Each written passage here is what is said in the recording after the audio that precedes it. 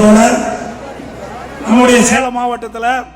மேட்டூர் சட்டமன்ற தொகுதி, ஓமலூர் சட்டமன்ற தொகுதி, எடப்பாடி சட்டமன்ற தொகுதி, சங்ககிரி சட்டமன்ற தொகுதி, இங்கு இருக்கின்ற வறண்ட 100 ஏரிகளுக்கு நீர் நிரப்புகின்ற திட்டம், நீரேற்று திட்டம் சுமார் 568 கோடியில் நான் முதலமைச்சர் அந்த கால